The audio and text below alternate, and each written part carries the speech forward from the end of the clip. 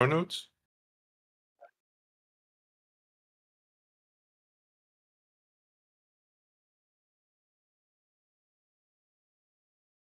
Oh, congrats, man.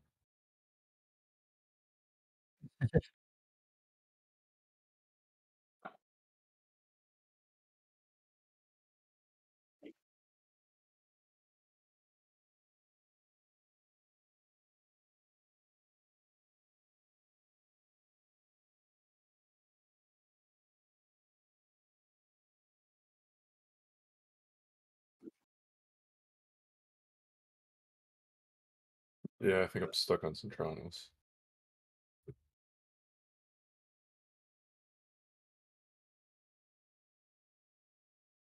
Oh, you rock. Thank you so much.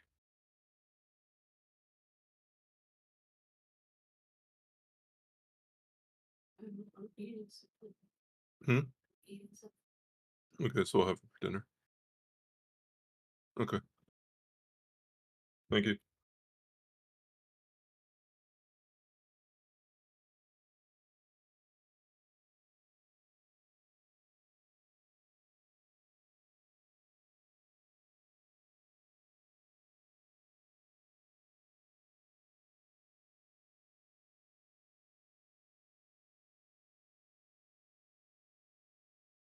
All right, we're good.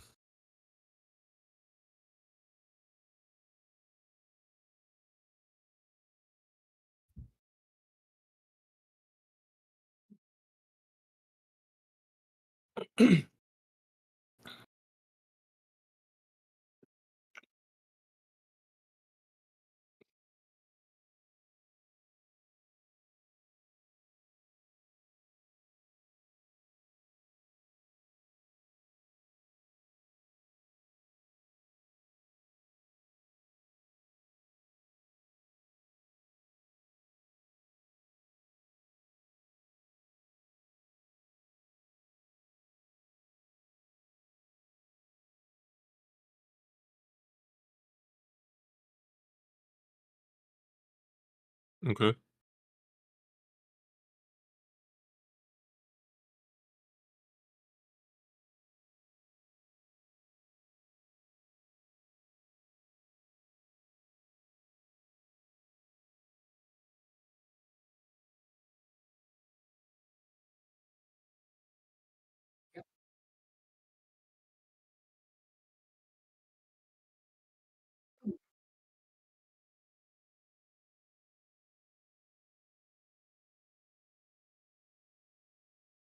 What's going on, everybody? Welcome back to another episode of the Knights of Teleria. How is everybody doing today? Thank you for joining us on the last episode of the year.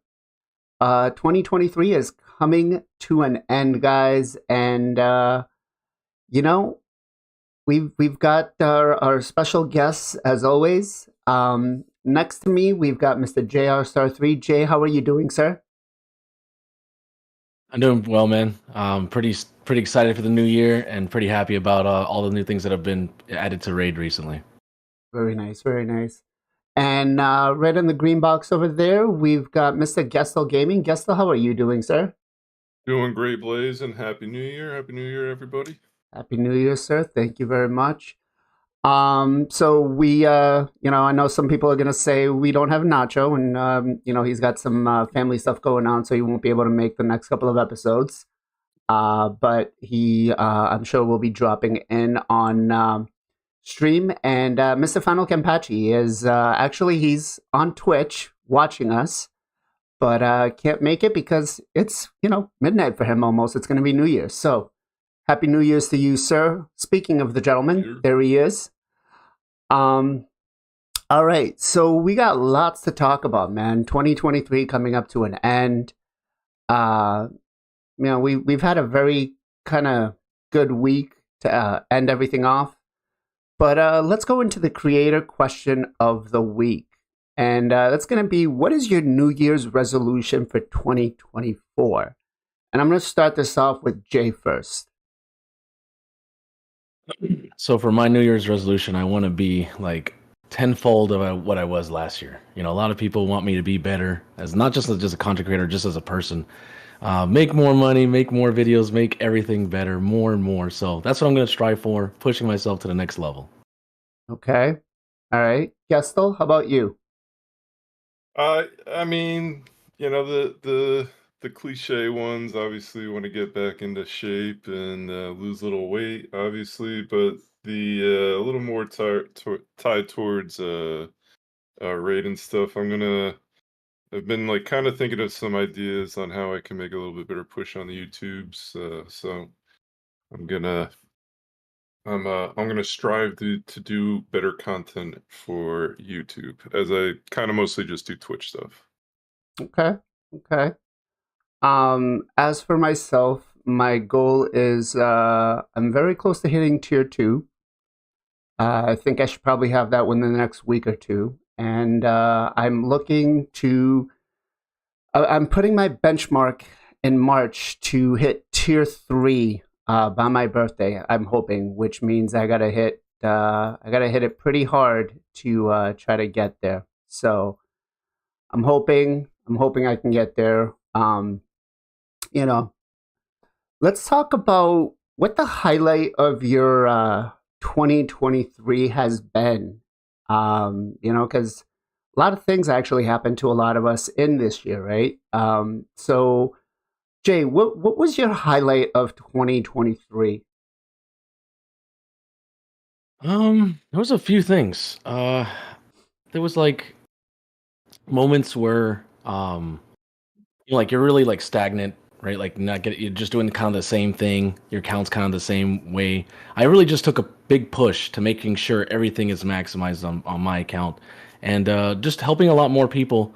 I kind of I was doing a little bit of like off stream. I was playing other games like Baldur's Gate or other things, but I just kind of recently just been going ham, only particularly raid every single day, nonstop, pushing the YouTubes too. So like, I think that's me as my focus, retaking things that might have happened to me instead of like letting it get to me, and just not working back on the craft or things like that and getting back on track. That's like the best important thing, is that now I'm on the right mindset, ready to shoot, and I think that's why 2024 is going to be a pretty big year for me.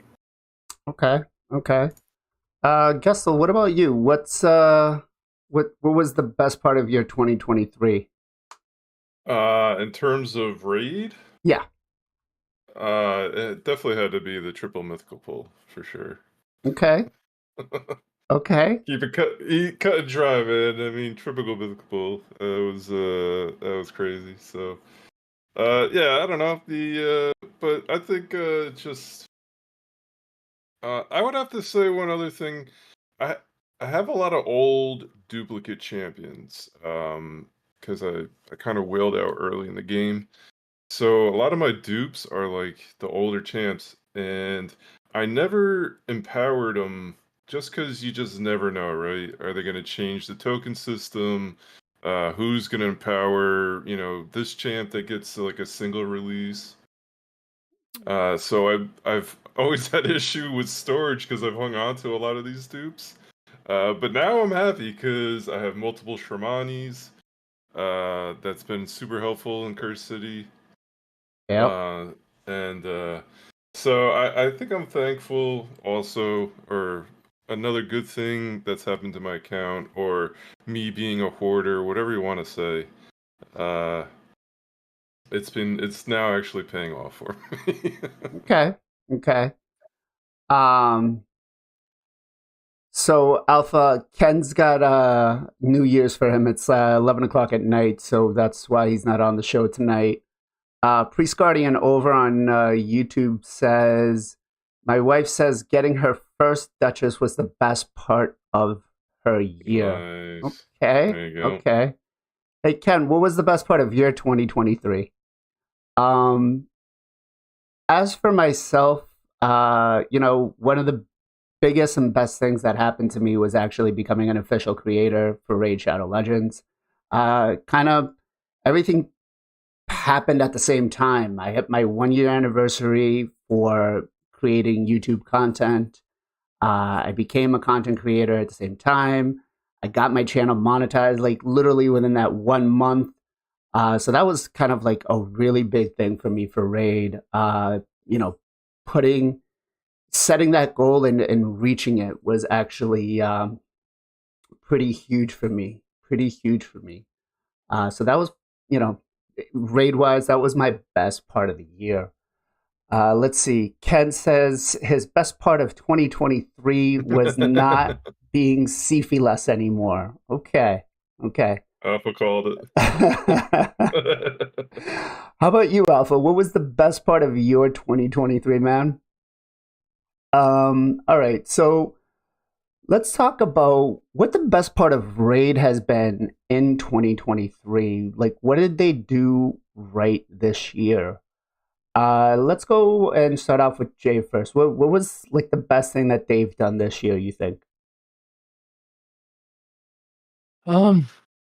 The biggest update, I mean, we didn't get it last year, but we got it this year, was Live Arena. We thought it was going to be, bad show. Like, it's going to be all nasty. It's going to be buggy. It's going to be crazy. Going to be problems. They did a really good job releasing it. Like, the past few releases that they've released into the game, like Centranos, Live Arena, anything they're bringing in is actually, like, tested maybe to a degree. Or maybe they're just taking more time and making sure that it can actually work. So I think overall, I would have to say I was really surprised about that one.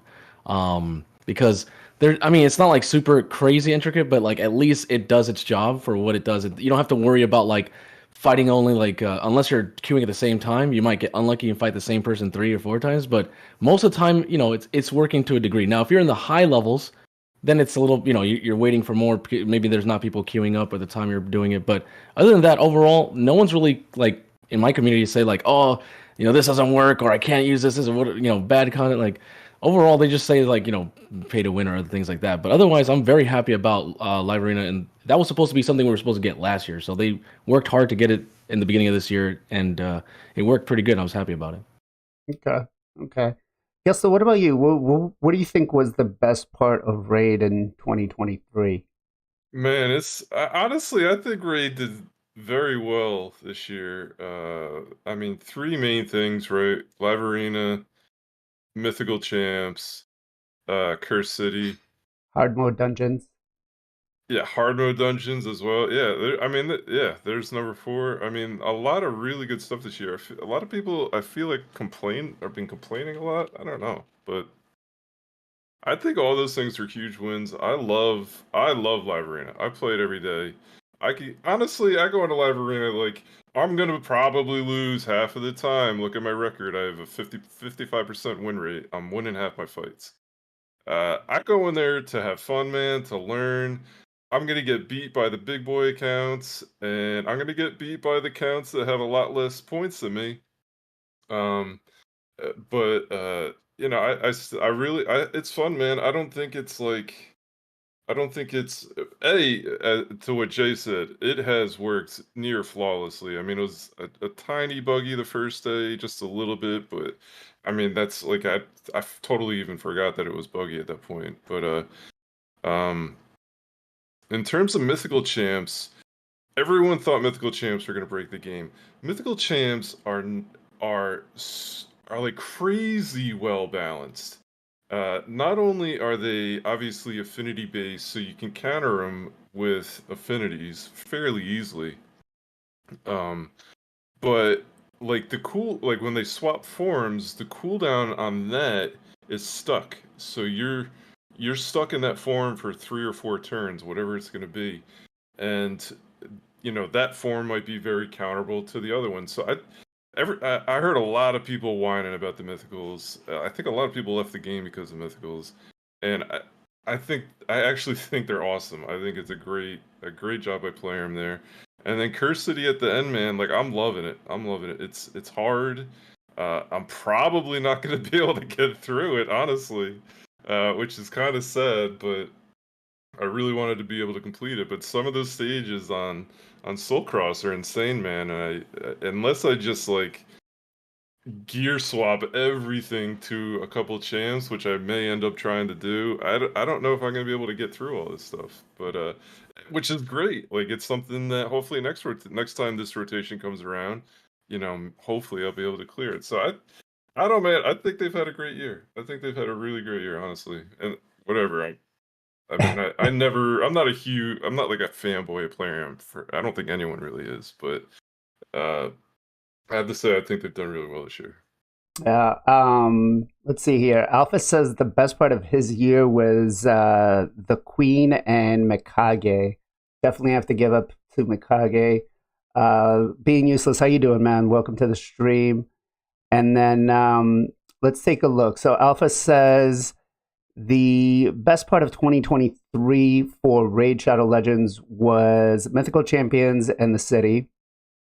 Okay. And Tiger Blood says they had a lot of good additions, including the Auto Clan Boss, which I gotta say that was pretty big, right? It was. I mean, Clan Boss took, at least for me, was like an hour and a half to 2 hours, depending on how many keys I put in. So that was actually pretty huge. But I'm going to have to say for myself, I feel like the best part of 2023 was the free login champions we got. We got Artak, who is an account game changer if you got him.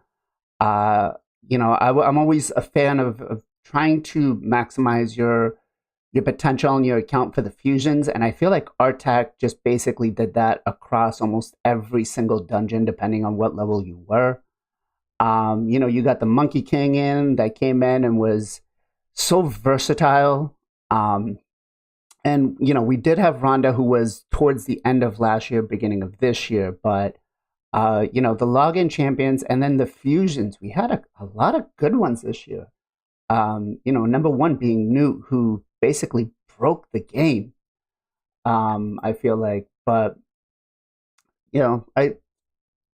I think you were right on it, Gestal. Like, a lot of people were complaining that the game felt stale, like we weren't getting anything good, we weren't getting anything new, and we took for granted a lot of the things that were being implemented into the game, and we wanted more. Which, you're one of the comments I always get on my YouTube videos is, you're never gonna please everybody, so just do what you can at the best that you can.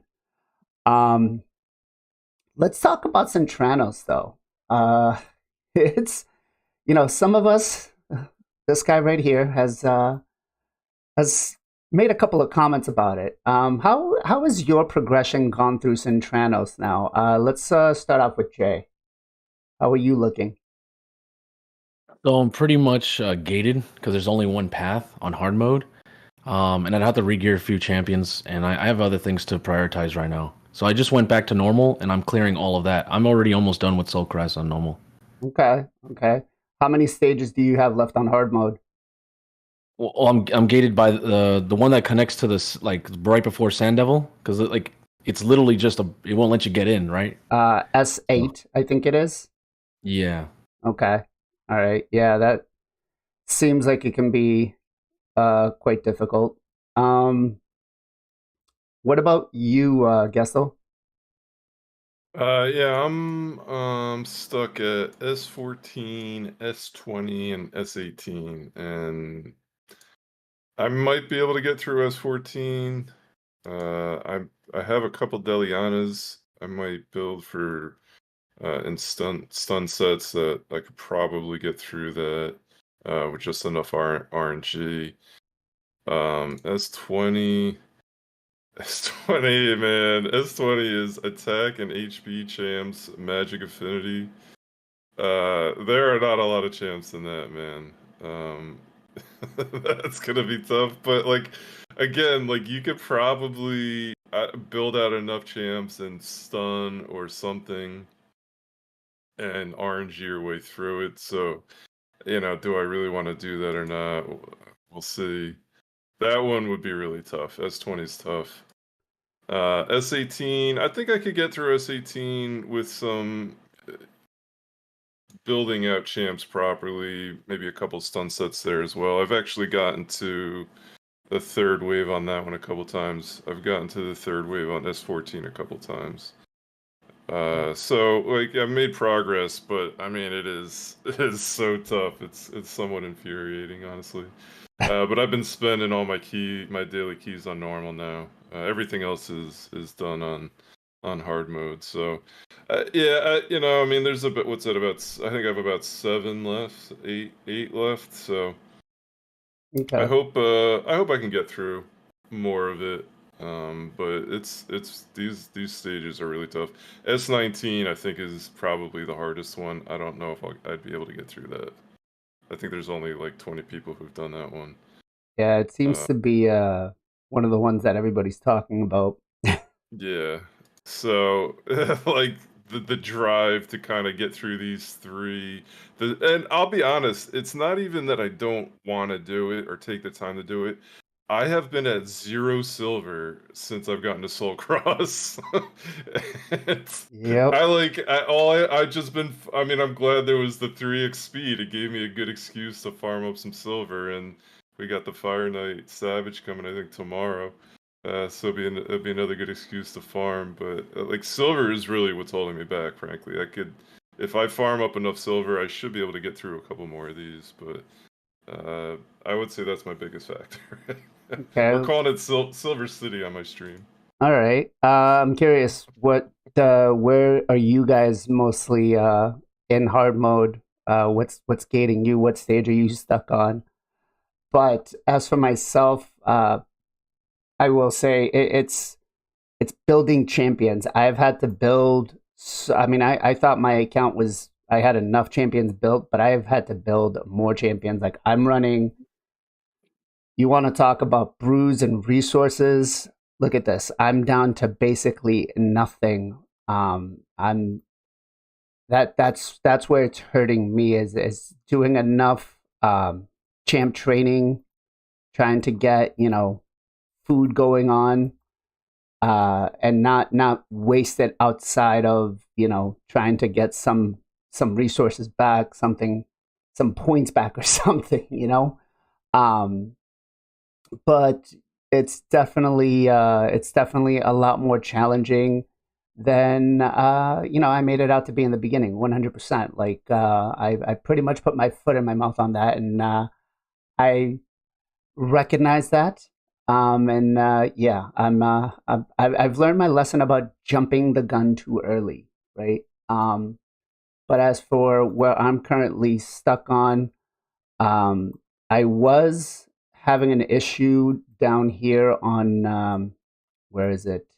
S3, I think it was, which was pretty challenging for me because I had nothing built. Like this stage, I had to build the Lady Atessa, I had to build Skullsworn, and Skullsworn actually was pretty much the key to getting this done because I just put him in as a meat shield with a big bolster set just to be able to take the hits from that Hedgie on round 2.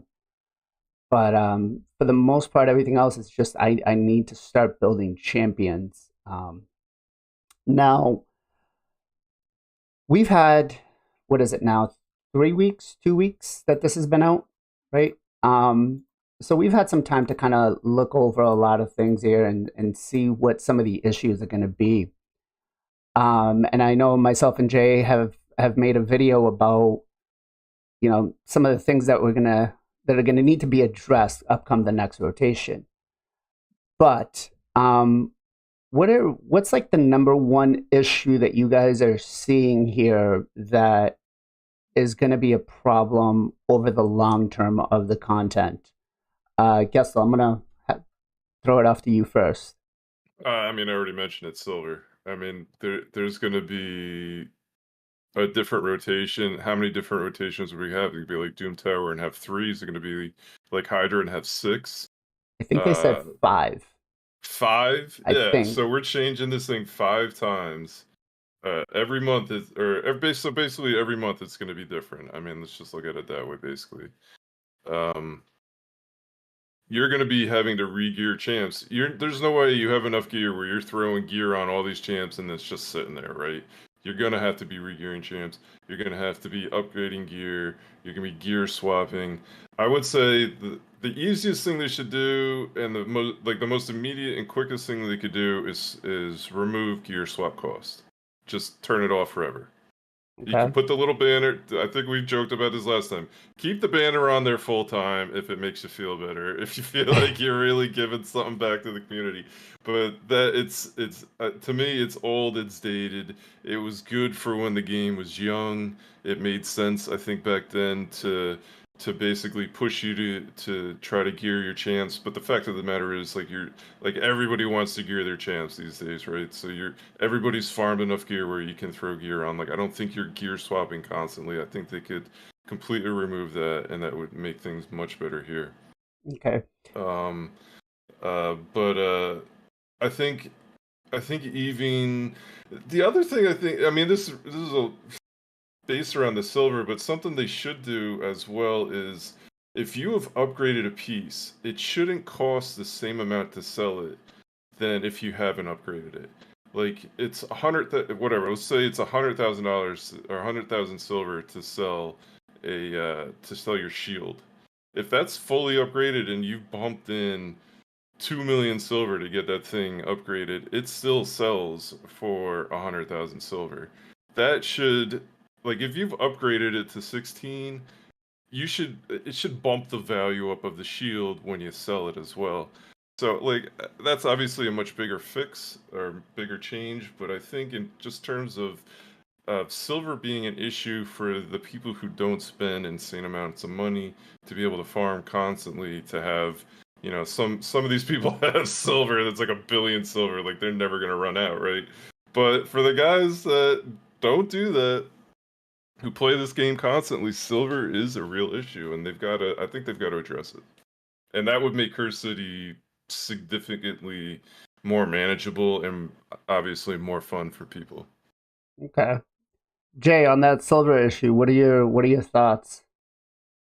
I actually think what they should do is at the end of each month, like the last week, so because you can see the time from the dungeon perspective, they should just give us like a 4 to 5 day like window where we get to, most players are gonna take some time to get to Soul Cross or to wherever they're at the end, and I think there should be a time per se that players should have the free will to swap and change and equip gear.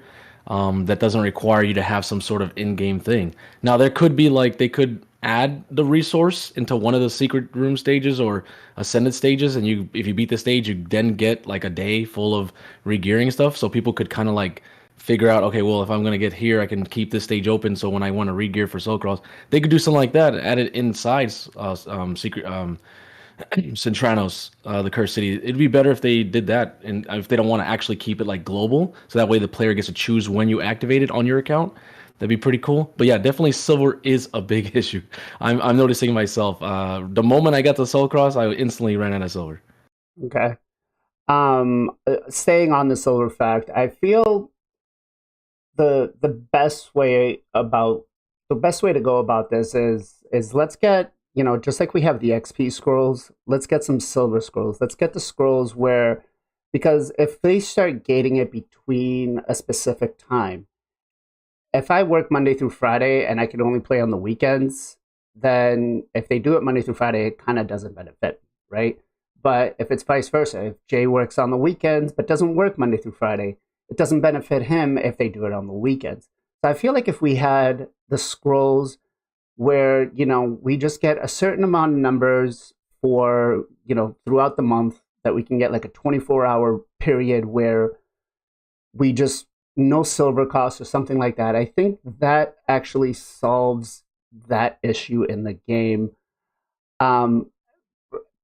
Honestly, pretty big, right? And they could do it, and I know Jay is going to say, like we did in the video, where he's like, they could even monetize that, which they could, and if they did, I'd feel really guilty for suggesting this.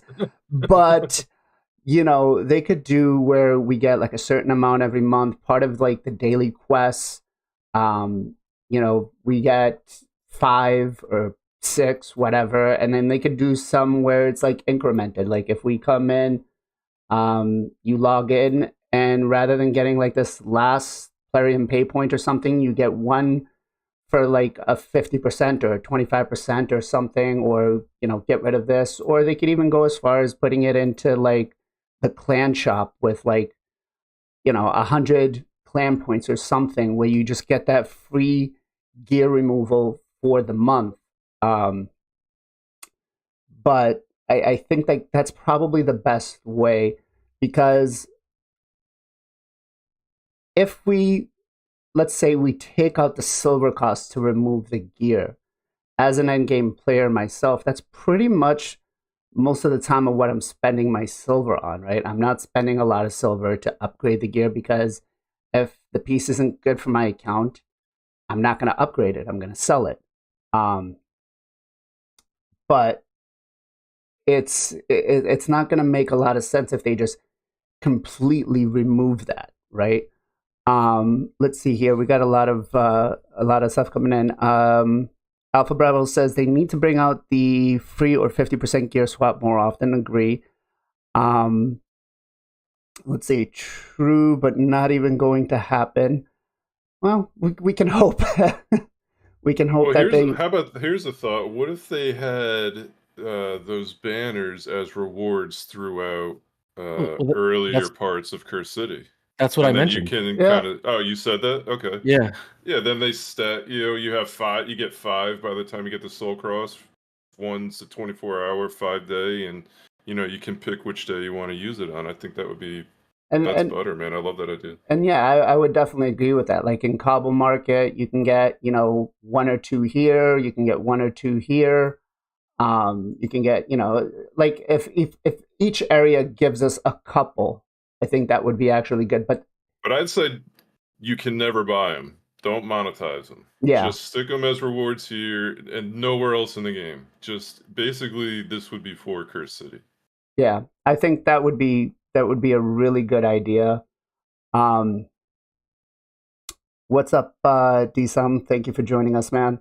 But I definitely feel like that's probably the best way, because then, again, it doesn't affect the rest of the area for the game, right? Mm-hmm. So it's not like I could change my arena builds every day. Just, granted, for the top player base that's focused in arena, they would just change their gear the last 20 minutes or whatever if they want to or whatnot. But I think for the overall health of the game, removing the gear cost just for that, I don't think is going to work, right? Because then again, for endgame players like us, we don't spend the silver unless it's to like really upgrade a piece of gear. Or artifact enhancements, which again, but the idea of putting them in, early enough, let's say P1, P2 right here, the rewards here would be the, 100% gear removal scrolls, go in your mailbox, and you can save them until you need them for that. Or give them like a 30-day limit, so then next rotation, they're gone by the time you get back in there, so you can't stack them up. I think that's actually a pretty good one. What else is there an issue that you guys have been seeing here with Centranos? I'm gonna go first on this one, because this one's actually one of the ones that bugs me the most, and that is the stages where we need awakenings. We have one stage towards the end of Soul Cross where it's totally about being pay to win. For normal mode, you need 15. For hard mode, you need 20. Now, if you're just a free-to-play player, you're not going to have a lot of these. And I feel like that's just too much. Where do you guys stand on this with the awakenings being gated behind some of these levels? I think like 15 and 20 is too high. I think like 15 for hard mode would be decent. 10 for normal mode I think would be good, but I think too much more than that. Like, what are we looking at? Because when the new hard mode comes out, are we looking at what, 25? Are we looking at 30 maybe? Like, it's going to be quite insane. Jay, what do you think? Yeah, at first it wasn't that bad, right? The moment you get to Soul Cross, you're just like, okay, not only is it specific factions, but it's also like what if I don't care about that champion, right? Like, what if I only use Wukong, or I only really want to get my UDK to 6 star or something like that, right? Then you're gated. And you're like, okay, I don't even have the champs, or I don't even have the blessings for the champs, and then I have to have a certain number on top of that. Like that did really hurt me because I noticed I was totally fine. Then I got to Soul Cross and I was like, and I was looking at, it, I was like, I don't even know if I could get the full number. Now, so, of course, some people get lucky. Maybe they get the nice 5 or 6 star, but not everybody's gonna get that, right? So, yeah, it's just that is a big problem. I would say that is but it's more of it's more of an end game problem. So maybe it's a way to gate people to not rush everything all at once. But I think there should be a way that you can, if you don't have enough, there should be a way that you can like kind of like how tag team was supposed to be like tag team. You can actually kind of bring someone in for a faction, but you get like a debuff.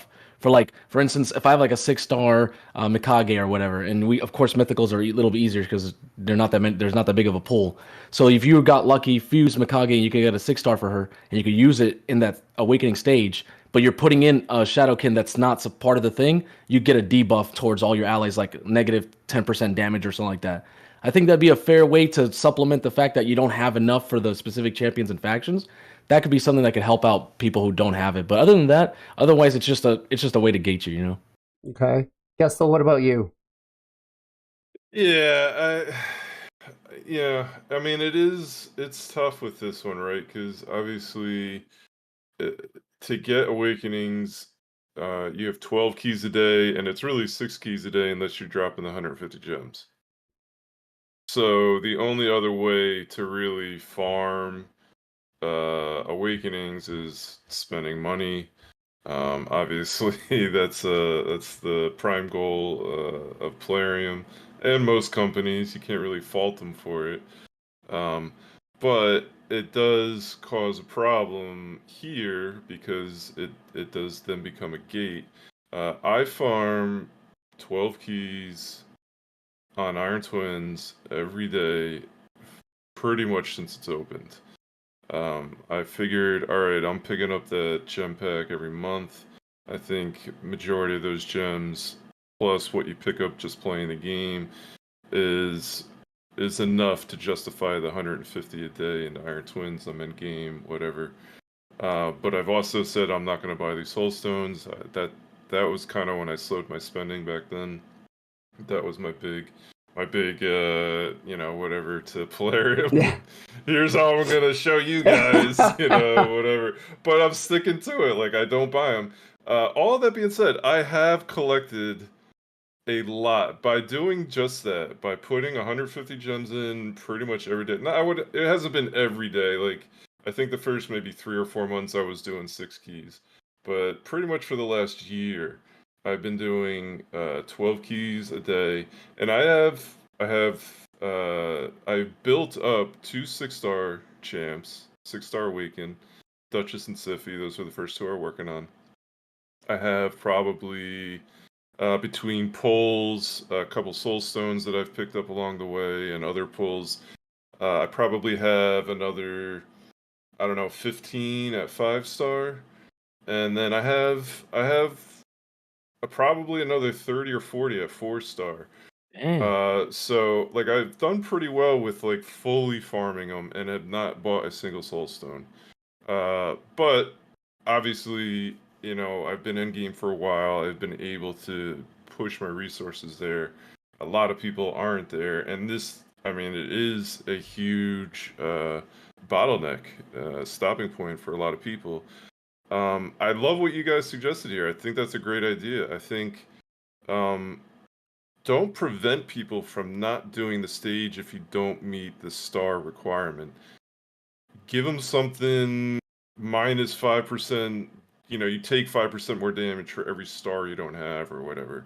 Like, still can go in, still can try and do it, but you're at a disadvantage if you don't hit that star requirement. I think that's way better. Still give people the chance. Yeah. Because when you bring in the restrictions, not of allowing champions, affinities, whatever the restriction is, that is very limiting.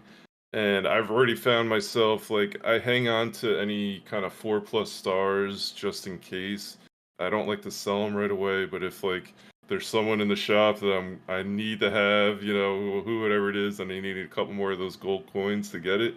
I'm gonna drop as many of those 4, 5, 6 stars I can to help me get those, or not the gold coins, but you know, the gold essences. Yep. Yeah. Go ahead. Yeah, Sorry. so like you're gonna lose out on those champs, and like now it's like, well, do I want to give those up because I want to be able to do these rooms? So it really brings the dilemma. And I don't necessarily love that because it is really hard to farm these awakenings, and I care more about these awakenings for my live arena champs than I care about anything in Curse City, to be perfectly honest with you. Like I threw a 3-star on a Seeker to be able to do one of these the other day. Whatever, I don't care about that. But if I'm gonna have to throw like a 5 or 6-star onto like an Alika, man, that's a lot of lost resources to try and go for someone I would much rather have put it into, and that's I don't like about this, honestly. Yeah. I mean, I've got a decent amount of 5 stars on most of my legendary champions, and you know, some of them were from the events they did in game, or just luck. I mean, I've got more 6 stars on my epic champions, and that's mostly because I saw the investment on buying them early on for the epics because they were cheaper, and I was trying to do more content with the epic champions as opposed to the legendary ones. But yeah, it's definitely it hurts not being able to use a lot of them. But I will give them that they are doing something right, like they did with Blizzard, where we can start.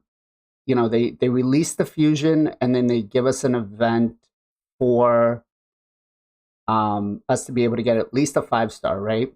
Or something towards it. So I felt like this was actually a pretty decent one, or a decent way around trying to put something out there, right? How do you guys feel about the events when they do the, you know, like they did the UDK birthday bash or the Monkey King one? You know, how do you guys feel about the way they've been going about it? Is it just too much of a sink and it's not worth it, or are you guys actually like going for them, Jay? I do like the concept of allowing the player base to get free blessings for certain champions. UDK birthday bash, that makes sense, right? It's a celebration of the community asking for it. They didn't make it. It was the community that asked for it, and they heard the outcries of the community, and they're like, all right, we're going to make it a thing because you guys keep asking for it over and over and over. So they made UDK Ultimate Death Knight. When it comes to Wukong, I mean, that was just, you know, they're, you know, need more characters. It makes sense. Skinwalkers needs a lot of legendaries. I think they need to slow down on Skinwalkers now. They have way too many, which is, I never thought in my days of playing this game would I ever say that. But yeah, I think we need to slow down and give some other factions of other legendaries. But yeah, it's nice, right? Because like Artak, Wukong, you can go for these Heroes Path. You can do these Warrior Lights, whatever you want to call them, the Path events. They're nice, but it's like, what happened to Great Hoofs? Is it only specific? Are they looking at analytics and going like, oh, people weren't going for Blizzard, had like 20%, 30% going for it on people's polls. Oh, you're not going to go for it? Okay, well, we're gonna put a Heroes Path, you know, to get people to FOMO and, you know, is it something like that they're noticing like there's not a really good love for, so they want to give it, or is it just like, are they doing it every 3-4? So every 3-4, either fusion or fragment summon, it's going to be, you know, a Heroes Path for it. Is it like that? I don't know. Hopefully they kind of, if they stick to that, at least we can know that it's not going to just be back to back. Because I would have loved to go for a Strategos Heroes Path. I would have loved to do Great Hoof, even though a lot of people don't like Loriaka. What happened to Emix, you know, Hero Path? Like, you know what I'm saying? Like, so it just makes you have to be careful because you never know when you're going to need your shards or soul stones for these paths. And they're huge. The amount to get a 5-star, the amount of resources you're saving and time is crazy. And I literally didn't have to spend anything. I didn't spend no money, right? I'm free to play now. But I got myself a free mythical. I got a Aphidista Hive Lord. I got myself a Neldor, which is amazing for Fire Knight and Centrinos. And I get myself a 5-star Blizzard, which can finally do, you know, shout out to Biohack RSL, who showed us, luckily just in time before it ended, right? 2 days before, told us, hey, you could find a way to do Sand Devil 25 with chickens for people who don't have Chronom or DJ, or they don't want to make multiple accounts, whatever, and they're lazy. Well, now you have a way. So I was happy. I went for it, and hopefully they'll keep doing it. It just they change up the paths too, which I noticed. It's not always the same exact thing, like Dungeon Divers, where you just farm. It's different paths, and so they keep it little engaging. But some people say it's super like pay to win and stuff. I'm like, no, you just have to save. It's a lot of weight shadow ledges, but if you save a lot, you can do a lot. So I feel like on that part, the last couple of ones have just been really gated behind shards. But yeah, Gestal, what do you think, Ben? Are you a fan of the way they've been running these events? Yeah, I like these things. I definitely, to Jay's point, I would certainly like to see it more consistent. And maybe they're going down that path. This is something fairly new that they've done. Kind of introduced the being able to get the awakening for whatever champ just came out via. I mean, they're doing it with Torment right now in the champion training, and we just had that whole Torment event, so that makes sense. Um, it's obviously a way to get people to do this stuff, but again, to Jay's point, if this game, Weight Shadow Legends, whatever you want to call it, it is a resource management game. Obviously, you need the champions, you need to do all that, but in order to do that, you need to manage your resources really well. My free to play account, I got Torment. I wouldn't have been able to go for all of this stuff, but it's still I mean, it's almost a year and a half now, but it's still a relatively new account. And I don't go full board on it. Like I, I play it a little bit here and there. I barely even, I'm on stream, I'm barely on it anymore. I don't really have the time to get on that account anymore. But but by managing your resources, you're able to get through a lot of this content. So it comes down to a point, and I made this decision earlier the week. Am I going? Do I want to go for the 5-star? Spend a ton of gold shards to get the 5-star awakening, or do I want to go for the free Lego event this weekend, the Owl? And I made the decision on my main account. Now, obviously, if I really wanted to, I could have thrown some money at it, and not a question. But obviously, I've been trying to stay away from that a little bit.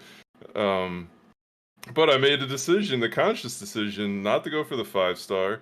I feel like it's certainly great to be able to farm Stand Devils with food on stage 25. I think that's great. I farmed 24 right now in about a minute 50 to 220 with Ninja and Godseeker, and I only farm Sand Devils when there's an event going or a tournament going on for it.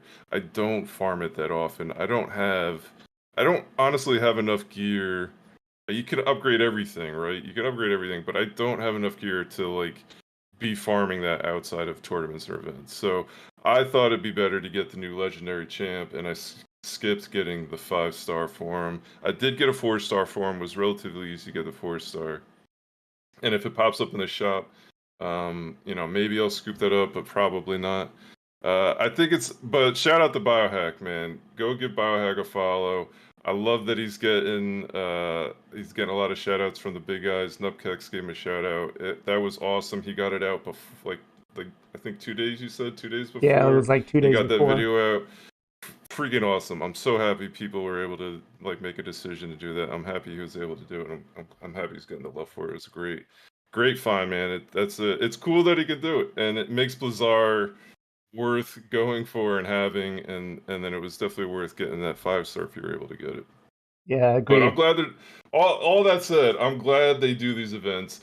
It's really, really hard to get awakenings, especially a 5-star, a 6-star awakening. If you can get to 4-star, that's saving you 20 for the 1, 40 for the 2nd, 120 for the 3rd, and 300 for the 4th. If you just got to the 4-star, that's how many silver essences you saved on working on that champ. So anytime they have a chance of getting any of these awakenings, I say go for it. I think it's great that they're doing these events, and it really saves a ton of time and resources. And you may never get lucky and pull it, or have it in the shop when you can buy it. So I say scoop them up every time you can. Agreed. Image of Steve, how are you doing, sir? Welcome to the stream. Alpha's got some good points here.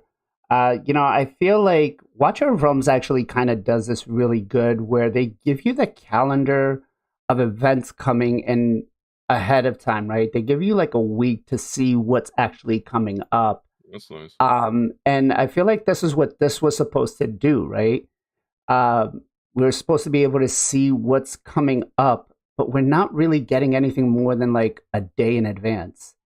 And it makes it kind of hard, right? Like we don't know what we should be saving things for. And I think like Plarium, like I get it. You've got to make money. I totally understand that. But at least give us like a 3-4 days into what we can expect. Now I know that they give the content creators a little bit of information in advance, so you can kind of speculate. But honestly, like let us see, like if I had actually known that the owl was going to be done before the Blizzard event, I probably wouldn't have popped my shards on the main account. I would have just done the whole thing with champion training, because that's honestly what I need on my account right now is more champion training than shards. And then I probably would have saved them for this to be able to do a little more. But I'm kind of like I'm not. This isn't going to happen. Those 10 fragments are going to stay right there. But yeah. Let's get back into Centranos though, because I feel like we've got to talk about a lot of things here that are going to be an issue down the line. Let's talk about the big bad himself, right? Animus. Have you guys had taken him down yet, Jay? Yeah, Amius. Amius. Amius, the Lunar Archon. A lot of people, we talked about this in the previous one where it was like, oh, how do you think you're going to beat him? I was like, a week. It actually took me 2 because I was doing other stuff on my stream. And actually, a lot of people consider this like super pain in the butt, super hard. I actually randomly did it on stream. And within less than an hour, I figured it out, the whole strategy. And I was like, I actually think he's easier than Baumel. Like, I truly do. Because when Baumel first came out, like, it was just crazy. And even when people came up with strategies, I didn't have those speed tunes or anything. I still had to come up with my own ways, right? Resist comps, which was super hard unless you had 50% decrease accuracy. I had to either have revive on death strategies, man-eater strategies, geomancer strategies, like healing, everyone with passive healing. It was just a lot of different ways. And when you finally beat 90, you're like, yes. Amius, honestly, you could throw in supports, a lot of AoE healing, make sure you land a decrease attack at the right time, and you win. You could brimstone him out, which is not even using other abilities. So I think honestly, he can be annoying for people who don't have, I guess, the specific champions. But most of the champions that I've showcased or told people you need, they're all accessible champions. If you've been playing for the last year and a half, you have them all. But yeah, I don't think he's too crazy. I actually think Plarium needs to make him harder. But I'm not going to go any more on that subject. But Don't even, Jay. This rotation might seem a little easy because we've got specific champions. But no, don't even. I'm going to go unsub from your channel now just because you said that. No, I'm joking. Gestal, what about you, man? What did you think of this guy? Was he did you beat him? Was he that difficult? Yeah, I got it down. I don't know, 4 days, I guess, into it. The first night, we could get there after 3 days, and then I took a couple swings at him, and then the next night, I was able to beat him.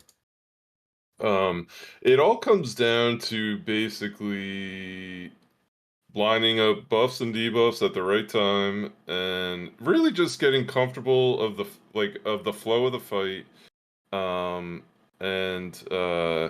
It does kind of become easy, honestly. As Jay said, like it's really challenging and really crazy until you get it down, until you see it working and kind of it all makes sense in your head as it's going. But it is a fairly doable fight. But I do still think it's challenging. I'd like to hear what Jay has to say. How they can make it more difficult. but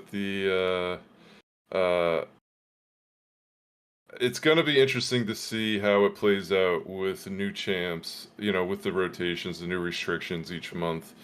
If you can't get poisons on them, if there's no good poison champs, that could really cause an issue. Obviously, other buffs, debuffs, decrease attack. So it'll be interesting to see how it kind of plays out. In the future, 4 or 5 rotations, whatever it is. But yeah, no, I think it's good. I enjoyed it. And it's certainly going to be challenging, just mostly due to the fact that it's the restrictions each month. I think that's going to keep it challenging. Agreed. Real quick, Josie87 over on YouTube. Thank you very much for the follow. Wishmaster0. Thank you very much for the follow over on YouTube. Appreciate you guys. So for me, I wasn't in too much of a hurry to try to get him down. I think it was like a week into it. I found the biggest thing was just baiting the A2 and the A3 at the proper times. Once you figured that part out on how to do it, it really could work to your advantage. The only thing I don't like is I'm always a fan of having, my refresh accessories, my cycle of magic, and, those along with protection sets actually kind of throw off everything. And I think that's going to be the biggest issue for a lot of the player base. Now, again, you're talking, if I need to master every one of these, that's 750 gems that I'm gonna have to use that I'm not getting back, right? And one of my viewers actually made a great point. It's not 750, it's 1500, because now you're gonna have to put the masteries back so you can use them back, whether it might be in Hydra or anywhere else you're using them. So I feel like we need to kind of have a discussion about how to fix that part. Whether it's, Plarium just gives us a free reset for masteries, but I think that might just be a little too much every month. Or is there maybe a way to rework his passive? I'm curious to hear what are your thoughts about it. Jay? Well, I don't really like Cycle of Magic anyways, because it ruins speed tunes and can RNG you. Like in, for instance, if you do Fire Knight Hard 10 and you have refresh accessories, which I love refresh accessories as well, especially for Live Arena. It's super, super cheap. I honestly think they should be banned. That's how cheap it is. I've double, triple locked people out, triple resetted. It's crazy. But in terms of like Fire Knight had an example, you're supposed to have Newt have multiple A1s, then he can A3 because you've reduced enough turn meter. But because I don't have the fastest, like instant reset Kymor version.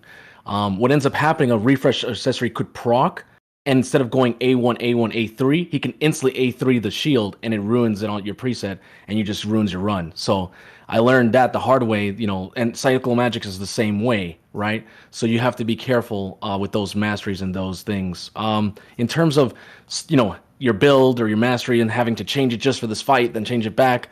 Honestly, I would tell people just get used to not having it. I don't use it that much. The one that hurt me a lot was Evil Eye on Bommel.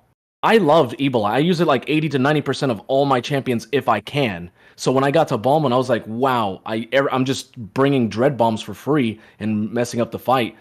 That really hurt me because I was like, wow, how do I got to rechange everybody? And I didn't change everybody. I just, of course, only threw in the ones that I could, or I could use it to my advantage, right? I'm like, okay, cool, this person does have Evil Eye. I'm going to use Geomancer, and more Dread Bombs equals more damage versus Bommel. I just used it against him.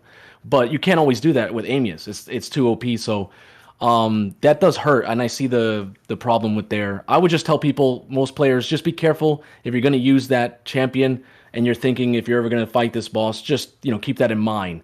But I don't like the mastery of Cycle anyways, because it's just RNG for clan boss. It can RNG runs. So just I think the player base in general has to get a little bit out of using it. And if you're going to use it, make sure it's something for like arena or something where it won't really it could just benefit you, not something like a dungeon run or a boss. Okay. I feel otherwise. I feel Cycle of Magic is actually really strong, no matter where you use it, and you know, sometimes for clan boss that can mean you getting more damage on your damage dealer or something one key. But real quick, I just want to answer Steve's question here. Yes, it is going to change month to month. Every rotation is going to be different, sir. And I believe they said we're going to have 5 different rotations through this going on. But also, Razoria, thank you very much for the follow over on Twitch. I appreciate that. Gestal, what about you, man? What do you think? Yeah, this part's tough, right? As to what you said, is this something that you want to change all the time? Obviously, masteries, you really want to set it and forget it. That's not something you want to be changing just to fight a boss. The other stuff, the accessory procs, I don't necessarily think is as big a deal. You can swap an accessory out here and there. I do it all the time for champs, so if they're in different areas. I have 3 different banners for my Newt, depending on what he's doing. So that I don't feel like is a huge deal. But yeah, I think maybe just take the mastery part off of the passive, and that would be the easiest fix, I guess. But the rest of it, I think I'm okay with. Okay. Yeah, I agree with Alpha here. It's he says mastery should never be used against you in PvE. I agree. Yeah. I'm trying to find out which one it is. I think it's Form 2. But yeah, it's definitely it feels very painful, right? I mean, granted, if you're a whale, you're not gonna give a shit. You probably got the gear to take the extra hit that he does. Granted, it uses his A1, I think it is, right, which ignores 100% of your defense. But it definitely hurts when that happens. So I feel they could go one of 2 ways with this, in my opinion. They can either just take out that part of the mastery, like you said, or again, my resolve for this is going to be give us some scrolls again to just refresh the masteries on a couple of the champions. Early on, make them somewhere in Centranos, where we just get to refresh the masteries for a champion, or make it that as soon as we come in, certain masteries don't work on this boss, right? Because I feel like trying to take Cycle of Magic out of my like Uko or Mithrala or Python or even Venomage, because I have her solo some stuff, is not going to work. It's not going to work at all whatsoever. Let me just answer this question. We don't know that yet on the individual rotations, whether it's going to be like Hydra, where it's rotation 1, 2, 3. So we don't know if it's going to be set up like that or if they're going to randomize everything every single time. But they did say that there is going to be 5 different rotations. So we don't know if like this one is rotation 1, next month rotation 2, the month after that rotation 3. We don't know if that's how they're going to go yet. Now let's talk about what could they do to improve this, because the one thing I keep reading in a lot of the comments is a lot of the player base is basically stuck right around the outskirts of Cobble Market, right? So they're only able to get into a couple of different stages of what is this, Dead Rise or Plaguelands. What could they do to not make it easier, but improve on it, right? I feel like once we've gotten in and we've beaten, whether it's hard mode or normal mode, a good thing for us to be able to do is pick where we start. We shouldn't always start on Cobble Market. I feel like if I want to start on Dead Rise, or if I want to start on Soulcross or Plaguelands, I feel like that would be a good feature to have. What do you guys think? Would that benefit the player base? Would it be a good idea, or could they do something else to make it a little more or to make it a little more favorable for the player base? Gestal. I didn't realize a lot of people were stuck there. I guess it kind of makes sense. Would you want people to kind of get more stuck at like Soul Cross, I guess, and be able to a little bit easier to clear the first 3 stages?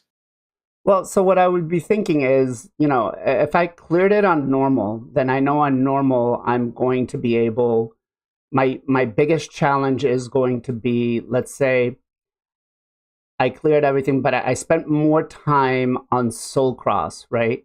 So if I'm able to start on Soul Cross, like stage 1 of Soul Cross, then I can go into Soul Cross and work my way through there. Or, if I'm stuck on a particular stage because I know that stage is going to take me some time to beat it, let me work my way back through Plaguelands, back to Cobble Market. Or, I feel like we should be able to jump from area to area. Like, I don't like the fact that we have to start from Cobble Market. Yes, granted, it's the easiest one, but I feel like if I'm gated here, like there's more of the player base that could benefit if they could start, here or here. Like, I guess what I'm trying to say then is it a good idea to lock it behind having to beat particular stages? Like, should the whole map be open from stage 1 and being able to run any side we want, right? So could we start from... So basically,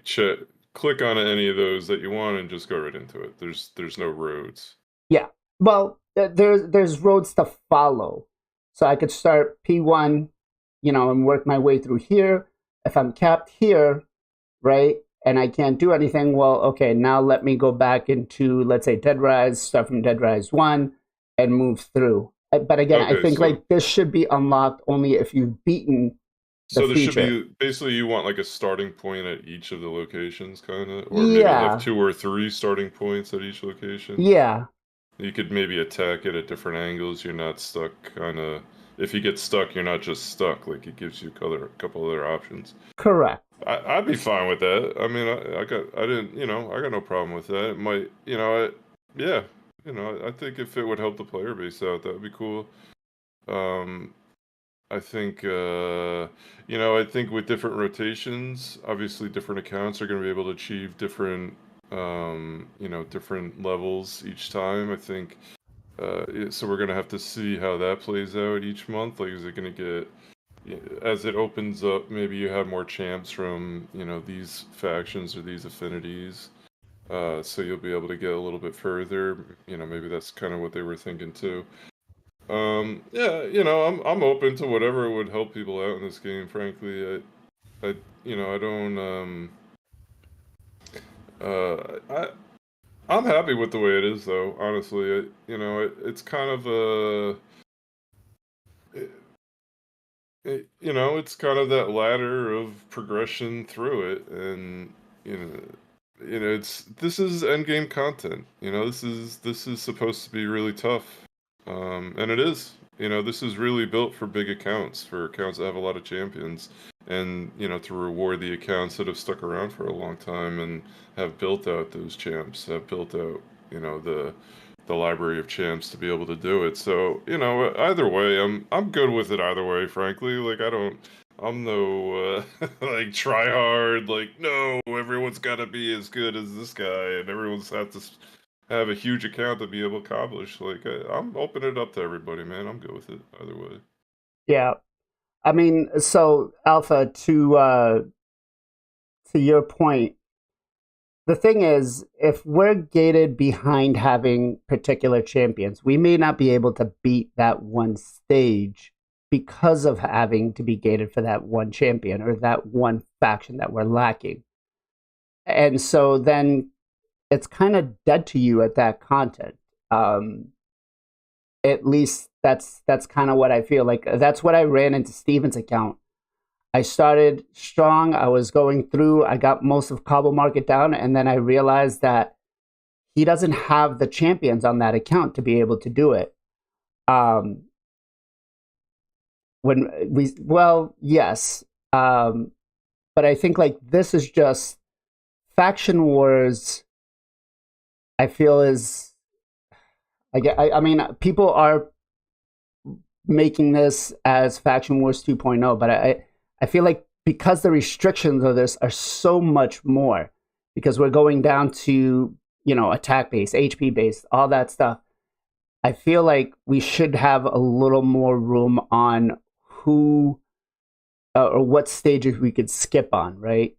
That's just me. Maybe I'm wrong on it. But Jay, what are your thoughts on it, man? Okay. So number one, should players be able to like go to every other map or start wherever they want if they first? That's gonna gate people, because then when the next rotation comes, let's say they want to start Dead Rise on rotation 1, but then rotation 2 they're like, okay, I'll start Dead Rise again instead of Cobble Market.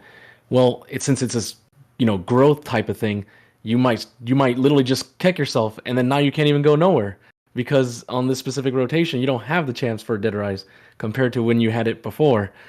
So that's dangerous. I think Fair it always enough. should be Cobble Market and spread out the way you want. In terms of being able to move around, I think Dead Rise, just like how Plague Realm can connect to Soul Cross, I think you should be able to come from the left side of Dead Rise and be able to connect towards the top. Maybe there's some extra stages, or they could add more awakening stage, whatever. But at least there should be multiple ways. I understand it's supposed to interconnect and then you get blocked in. I get that, but I think there should be another. Maybe over time they could do that, or another rotation.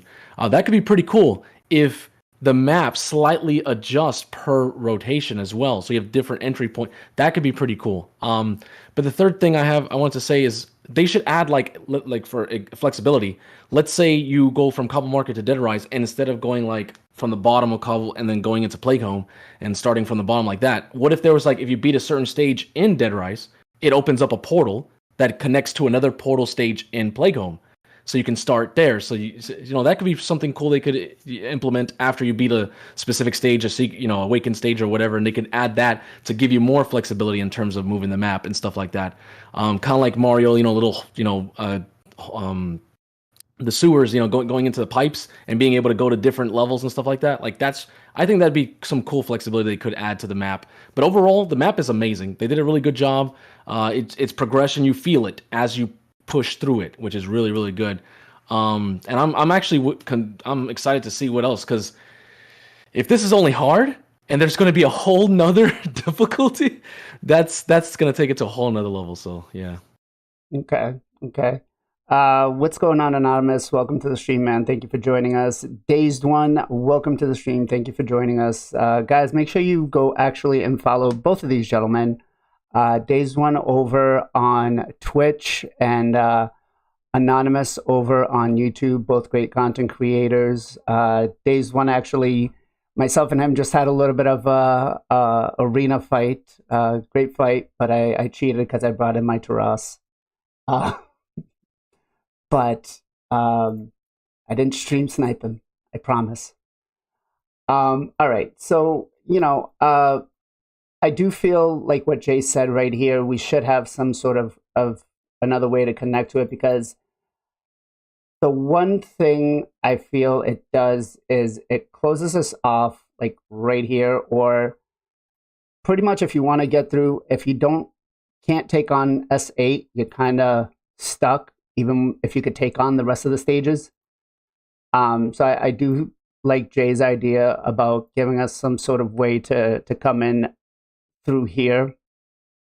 I definitely feel like that would definitely be 100% welcomed, at least for me, because again, if we're, like S14, S20, and S19 is what Gestal said he's stuck on, right? But if he could come in here and he could take down Dragon and Dark Fae, why not be able to do that, right? Or, if you can come down here and take out um, Frostbiter along with Fire Knight, why not be able to do that? Why close that off to us? But I agree that right there. Now let me ask you guys, what was like the most difficult stage that you guys have taken on so far in Soul Cross? Go with Gestal first. Oh man. That I've actually beaten? Yeah. Or haven't. Or haven't. I'd have to say, I mean, definitely the one I haven't is going to be that S19. I don't think I'm going to beat that. I don't think I'll be able to beat that one. That's going to be really hard. The one that I've beaten that's been the most difficult, Sand Devil took me a little bit of work. No, actually, Sand Devil, I ended up just going, I think Artek ended up just beating him fairly easily. Let's see, what was the most difficult one here? The Fire Knight took me a while. I had to build up a second Tremonti for that one. I really had to adjust speeds to really get that one to finish off. That was fairly difficult. I would say that's probably the most difficult one I've gotten done so far. This S14 is brutal, man. The first wave, everybody is negative affinity, so you're weak hitting constantly. It's there's no real easy way to survive except for Alsgore, and then once that block damage is gone, everybody's pretty much dead. No revivers, so that's gonna be tough. I mean, all the ones that are remaining for me are obviously gonna be very tough. Okay. Yeah, it's crazy up here, man. It's crazy. Jay, what about you? What's the most difficult one you've had to deal with so far, or finding yourself to be challenged on? Iron Twins was pretty easy for me. I think it's all the stages after Iron Twins because that's pretty much where I'm stuck. So I just have to rebuild people. But I don't see it as a priority. I don't really care right now. I might not, like I said, I might not even come back because of other things to do. I think next rotation I'll be a little bit more resource. Be able to hit. I'm gonna hit it harder, no matter. Not even if I'm limited. I'm going to be building lots of champs, even rares and epics, just everything. Little champions that we can also benefit too, like Skull Lord Vargal. You built a Skull Soren. Well, that can be used as a strategy for Immius during this rotation. So if I would have built out a Skull Soren faster, I could have used that as the kill target for Immius's A1. And since Skull Lord will always bring back him, you don't have to worry about reviving. Things like that would have been really good to get benefit overall, you know? Not just like a faction wars or like a Doom Tower thing. You can actually use it in Centranos and against the boss. So it would have been nice to try that out. But right now, I would say anything after Iron Twin. So like S8, S7, S8, because I'm pretty much blocked right before I can get to Sand Devil, which is kind of sad. But I'm not really worried about it. Okay, I'm just curious how this happened in 2 turns right here. That's just insane. It's proc. You're procking the. You have to run. Click the run over and over until it does the perfect move. But basically, you're using Fushan's A1 to proc multi hits, and since each Fushan can do it, right? You can hit really hard. I don't know if you guys have tried out putting decreased defense and weaken against Amius, and then using Wukong's A2. You can chunk over 30 to 40% of the boss with just a A2. So. Imagine putting like Helm Smasher, putting them in Savage, putting them Crushing Rend, and just having those Fushans hit for like 40, like a 40% each on the A1 or 30%, and then double is 60, and then 2 Fushans is 120. So I could see that, and then of course you could send other ally attackers too to keep proccing it and stuff. So for me, actually, it was this stage right here. Trying to figure out how to go about bringing down, because the shield is at what, 18, and it was quite difficult, to be honest. I actually, up until now, I didn't have a Ruella or a Croden built. But I did find a little kind of cheat on here. If you do have yourself an Inquisitorship male, if you run through the first couple of hits and let everybody get attacked, you can actually use Inquisitorship male's A1 because of the debuffs, and he'll bring down the shield a couple of notches for you, right? So here we get what is it? 2, 4, 6, 7 hits for free. So if you're struggling with that, there's a good counter right there. 7 coming down, actually pretty good. I was like, okay, because I saw somebody use it and I was like, how are they really using Inquisitor Shamil here? He's only got 1 triple hitter. And I was like, okay, it took me a while to figure it out, but I was really struggling on this stage. But how many of you guys think, how many players do you guys think will have beaten this whole rotation of Centranos? Or how much of the player base percentage-wise, let's say? Let's go with Jay first. It was like what, five main clans. Let's say half of their members each, maybe. So maybe about 100 people. 100 people. Yeah, because let's be honest, even if they did finish it, we're not going to see those players anyways. Like most of us won't see them, so it's not going to really affect us. I think it's a good thing. Let them get Carnage sooner. It's fine. I think it's really good because if all of us actually were like, let's say like millions of players, right? Like, or 500,000, were able to get this done. I really think he's gonna change like arena, and it's gonna become a whole different meta. The longer it takes, it gives more time for other champions to get rebalanced, to get ready for him. And by the time everyone does get him, he won't be super OP. There'll be other champions on his level. So I think it's a good balance overall. Okay. Gestal, how much of the player base do you think is going to beat this? I think Scratch put a video out today that said there's 20 people that have completed stage 19. I think that's what it's going to be basically based off of, whoever can get through 19.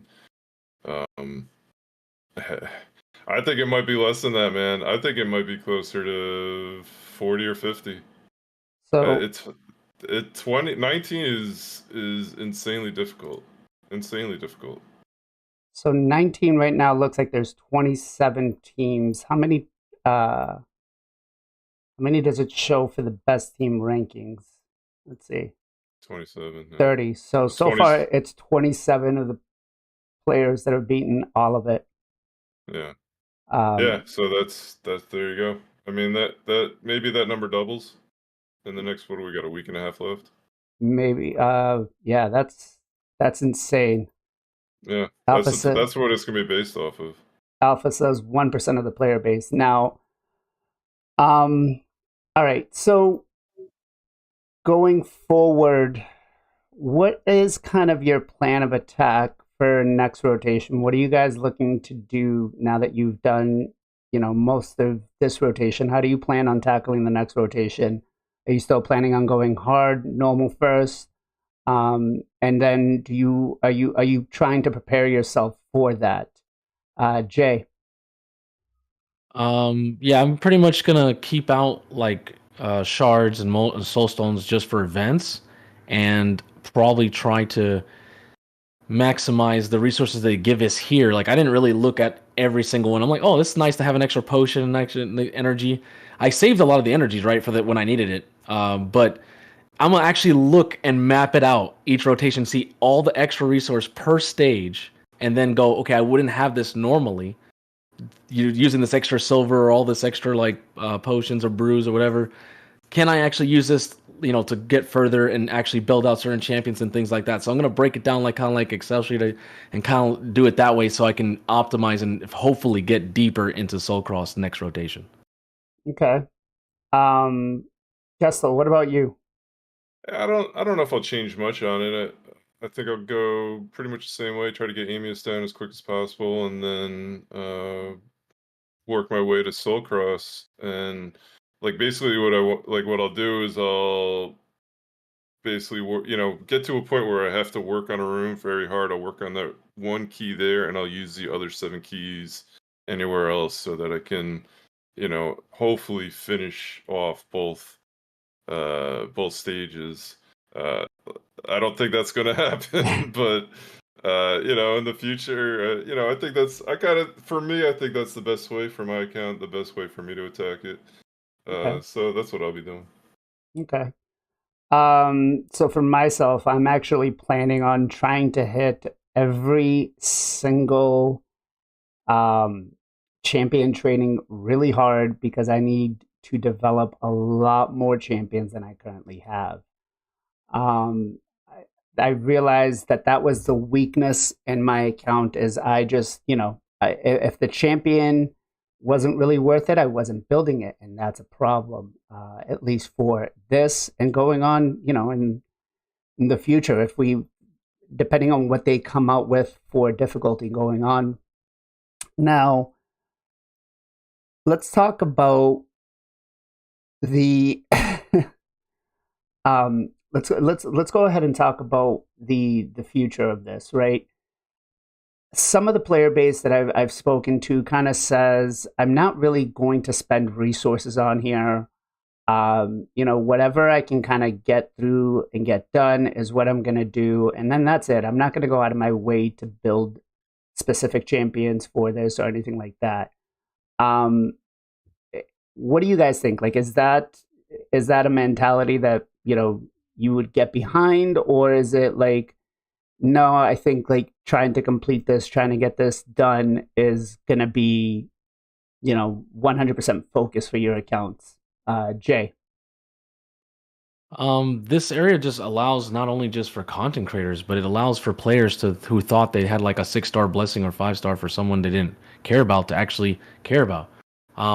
And we've seen that they've been slowly releasing balance patches. Now, it's been a little bit slow because they were working on Soul Cross and preparing for next year. But we know that in January, which is literally just 2 days to 3 days, they're going to come back in the offices in literally less than a week. But we know that the most important things that are going to be changing are Balance to Sheep, and some other champions are going to get buffed, like hopefully Angar, Fortis, and some other ones as well. And that's just going to make if they buff up epics or other champions, that could be another reason to build out champions. Now, some people might be like, well, I don't want to build this just for Soul Cross. I mean, you don't have to. I told people don't empower all your champions. I have 3 Cupiduses. Now I can use them. I didn't have to make myself a +2, right? And I told people be careful when empowering. Unless you only care about arena and plat pushing, you shouldn't, empower, because you never know when we might need these champions. And now we do, right? So I'm happy that I have multiple like Cupiduses, multiple really strong legendaries that I can actually stack and push this. So I'll be good hopefully for any rotation. Okay. Alpha, actually, to answer that last question, it was not an endgame player that I had this conversation with. I think the account was like a 8 or 9 million player power about a year and a half into the game. But yeah, it was not an endgame player. I was really surprised. Gestal, what about you? What was the question again? So some of the people I've spoken with, I've had conversations with, are kind of at that stage where they're like, I'm not going to go out of my way to do this content. I'm not going to level unnecessary champions for it. Whatever I kind of get done, and that's it. I'm not going to, go too far out. Is that something you would, you'd see yourself doing, or is it like, are you going to hit hard and say, no, I'm going to get this done? Oh yeah, no, I'm hitting it hard. I love it.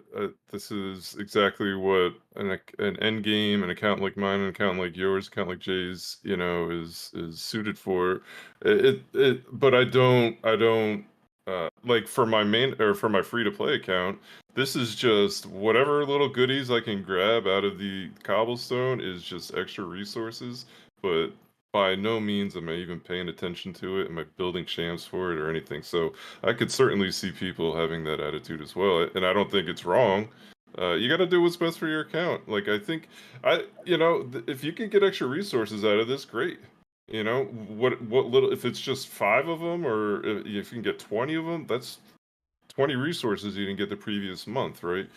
Uh, you know, and there might be some rooms where you're like, oh, I really want to get this. I might be able to, you know, you get those fragments for the reverent poles, whatever the heck they're called. Like, oh, I can, if I get these 15 here, I could do a pole, maybe get a mythical. Well, to do this, I have to build this champ.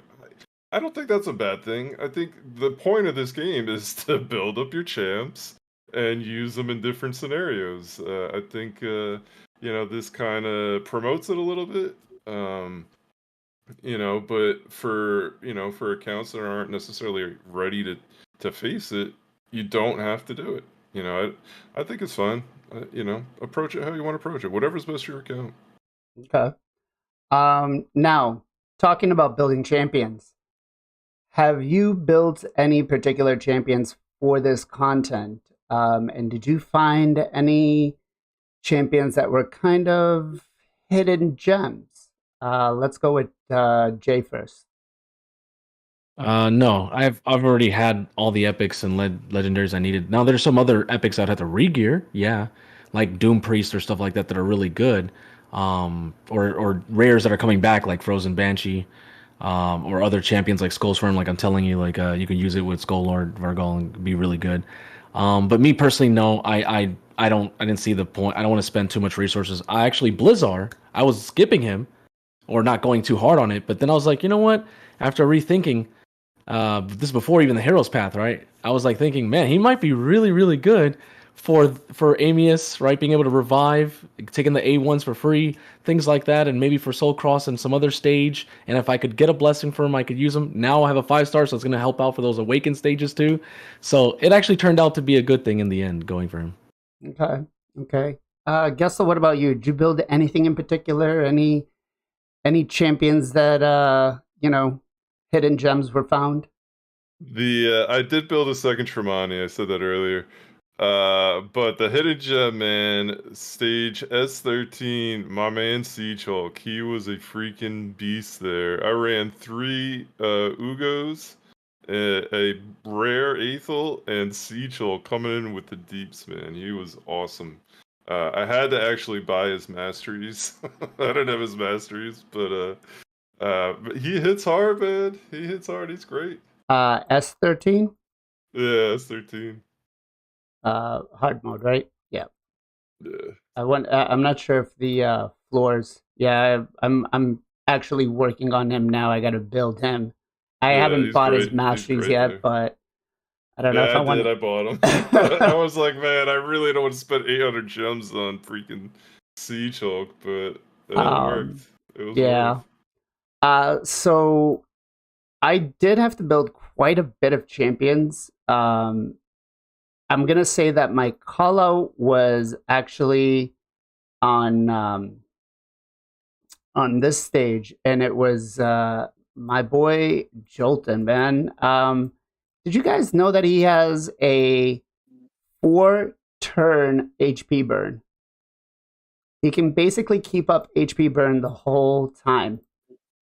And I did not know that. I was like, I need somebody with an HP burn on Steven's account, and he brought the HP burn on 4-turn cooldown, 4 turns, on a 3-turn cooldown, sorry. So he's always constantly having HP burn up. I did not know that. This guy is probably one of the most fed champions in the game. Yeah, I didn't know he had HP burn. It's exactly. And you can... Yes, it's single target, T-Bone, you are right. But for an area like this, like I kept him on Steven's account for like level 50, just enough to be able to take a couple of those hits, and he did the job fine, which was very, very surprising. Other than that, I haven't had to build out... actually, that's a lie. I did build out a Kinagashi for, I want to say, what stage was it? I did build out my Lady Atessa too, and I did build out a Skullsworn. I just put him in a bolster set just to have him there. But yeah, you know, I'm finding that a lot of these champions, I'm having to take a look back at their kits and it's you never really actually pay too much attention to these champs because you're just kind of like, oh, it's a 4-star chicken, oh, it's a 3-star chicken. But now let's talk about advice for the player base. What kind of advice going forward do you guys have for everybody for Centranos? Jay? Pretty much I tell people if you're gonna build someone, make sure they're multi-usable, you know? Like I'm doing an account takeover and we're building stuff for Faction Wars and I tell them, hey, look, this is gonna be great for Doom Tower. It's gonna be great for Centranos. Could be also a tag team arena defense type of champion. So you just want to do that when you're like mid-game. Early game, you shouldn't even focus Centranos at all. There's so many other things. You need to get to Dragon 20. You need to get to Nightmare, start farming campaign for speed and stuff like that, accuracy sets on Nightmare. That's what I did. Within 2 months, I had like 12 6-star speed boots on a free-to-play account in 2 months. So that's pretty crazy. You know, I was over 200 speed, 250, like 240 accuracy on a free-to-play in 2 months. So if I can do it, anyone can. So. But definitely mid to late game, once you start getting Lydia and start pushing a little bit of normal Hydra, then you can start looking into Centranos. You can move your way into normal, kind of like normal Doom Tower and see how far. It might be only like 3-4 stages you get in, then you get locked. Okay, then just go do other stuff, you know, and then just keep doing that, little bits, and eventually you'll start to go, oh wow, I can do all of Carbo Market. Let me see if I should go to Dead Rise or Plague Home. And then over time you'll see, and it's gonna be great because we didn't have that back then. So all these new players get that as well, you know, free resources, free blessings, free resources that no one ever had. So it makes the experience of getting to, you know, at least late game and end game a little bit faster than most people. I already know people that are coming in within 2 months already almost as level as me. And I'm like, Jesus, it's pretty insane. Oh, all right. Gestal, what about you? What are your suggestions for the community out there? Yeah, you know, early game accounts, grab whatever you can out of it. Don't make it a priority at all. You know, mid level, getting towards end game accounts. I certainly wouldn't build any champions specifically for cursed. Like Jay said, it's gotta benefit your account fairly sizably to upgrade champs to use that resource. To get them up to a 6-star, awakening, books, everything else. So I would never recommend anyone just build a champ just for curse, unless I guess like the scenario, like there was just something you absolutely like a reward that was just great that you really wanted to go for, and you know it's a decent champ to build. I guess maybe would be okay. But really you want to be building it for Faction Wars or Doom Tower, stuff like that. What I always say to the newer accounts, though, is Clan Boss is your number one focus. You need to get those resources pumping in from Clan Boss every day, whether it's Brutal, Nightmare, ultimately Ultra Nightmare. You need those shards coming in to build up your account. So look at the clan boss. If you're not doing clan boss, if you're not focused on clan boss early, mid game, you know that's really where you should be focusing. Curse City, to me, you know, for those accounts, just grab what you can and go do the other stuff. Okay. My suggestion to everybody is going to be don't skip out on champion training. I feel it is probably going to be the number one most sought tournament now, because again, we're going to need to build these champions up, and you know, you don't want to start wasting resources outside of it, right? You don't want to, you know, I've got my Guardian rings all opened up. You see there's 2-star chickens. I'm leveling them up continuously, but I'm hitting as much as possible these champion trainings to develop the champions on my account. And yes, just like you guys said, you know, I'm looking at champions that are going to have an overall use for Centranos, for Faction Guardians, for, you know, not Doom Tower anymore because I've gotten the bosses all done in the secret rooms.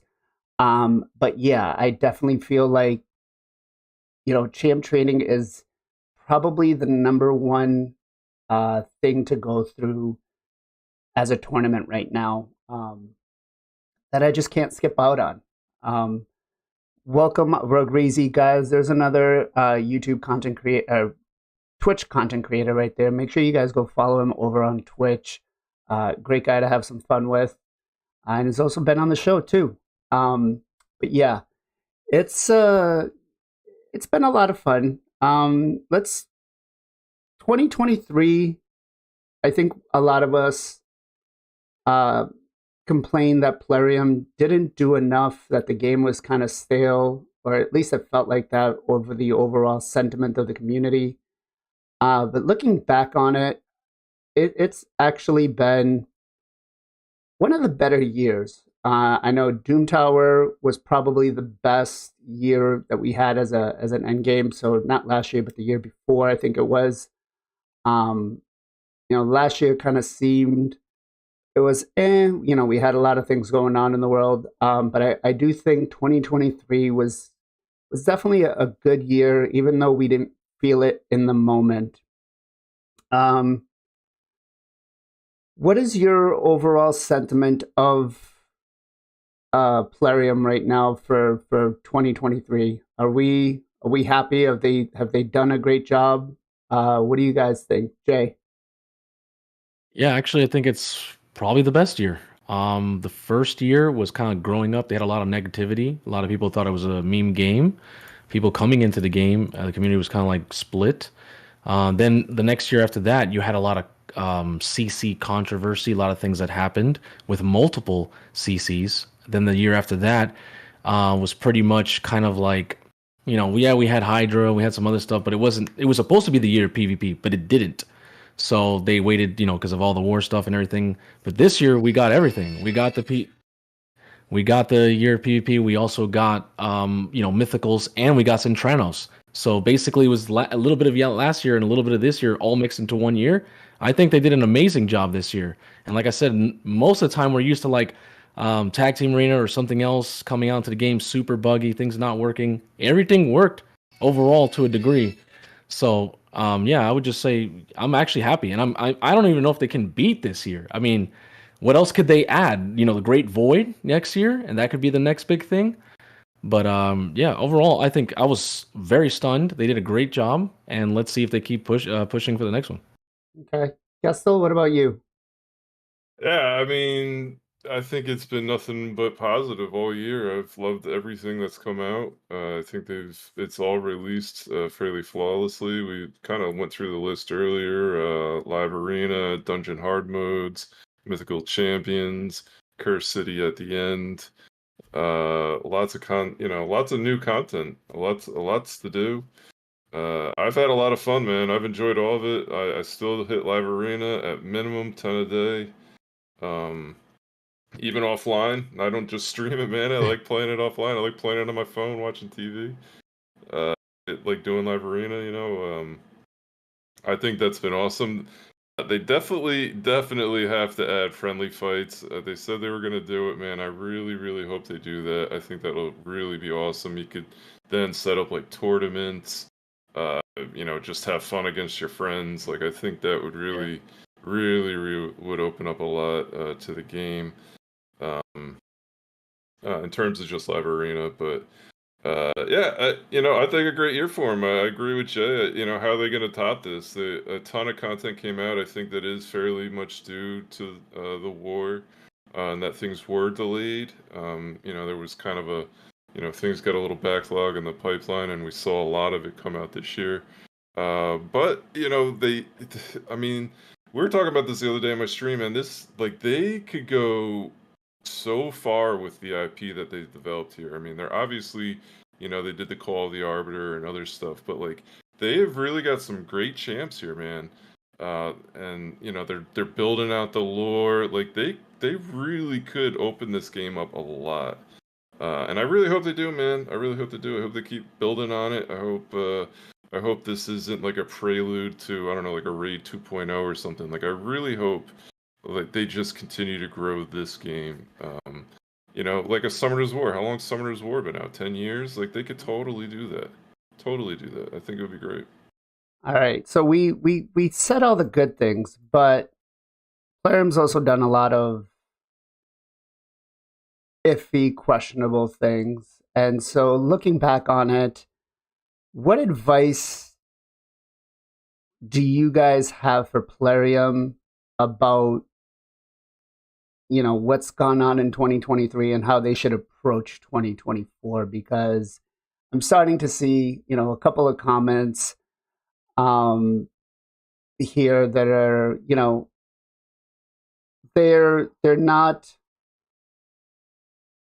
too, you know,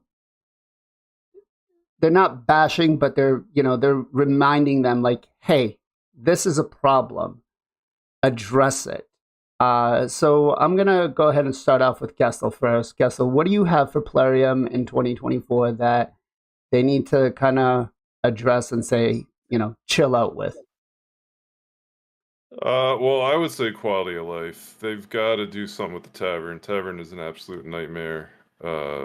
It's takes so much time to do anything, like whatever. I think we all like there could be infinite time improvement there, time savings improvement there, and just like a easier to use, more concise UI there would be wonderful. I think they've admitted to that. I think that's something that they're gonna hopefully be looking into soon. In terms of relations to the community, um,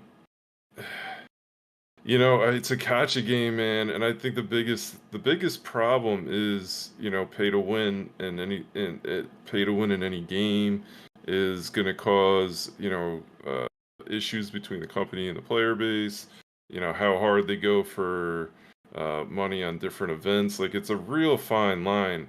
And I feel like they overstep that line tremendously all the time. I think the money, not that I'm mad at the money that they ask for, because I feel like if you're, it's like if someone's gonna spend money on it, they're gonna spend money on it. You got to give them the ways to do it. But like I've said this in the past, like when you used to go buy Super Mario Brothers at the store, it was $50, man. $50 for an entire game. And it's still the case, relatively speaking.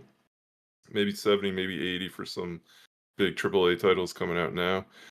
You spend that in you spend 10 times that in like 5 seconds on this game. It's just insanity. So to me, like I have like, you know, I'm older, whatever, like, you know, you think about, you know, finances, you know, and everything else, maybe a little bit different than I would have, you know, if I was a teenager per se or whatever. But you know, I wish it was just more reasonable, man. Just more reasonable. The money is huge. And frankly, I wish it wasn't so pay to win. Like, I really wish they went much more toward... I wish they went the skin model, man. I really, like, give us other features that don't necessarily... Like, give the ability to buy other features to support the game that don't necessarily make you super OP pay to win, you know, Kraken dude. And I think the support would still be there for the game, and they would still be able to make money off it. So, that to me, that's really the biggest issue. You know, I'm not sure exactly what, you know, where you were going with it, but with the question, but that's what came to mind for me. Nope, you're spot on. You're spot on. Okay. Jay, what about you? Yeah, it'd be nice if they would reduce, you know, the packs at least by like 30%. Would be pretty nice, because I've played a lot of other gacha games and it's one of the most expensive. Yeah. But also you have to, you know, there's different strategies for players. You know, some players have multiple accounts and they just wait till the right account gets the right RNG. So there's different ways to get around it. Just everyone has different strategies. You know, some people don't like the fact that, you know, pay to win is like, it's not always necessarily the thing. I beat +4 teams all the time. It's all, you know, you have the bigger brain. Like, you have the bigger wallet or bigger brain. That's all it comes down to this game.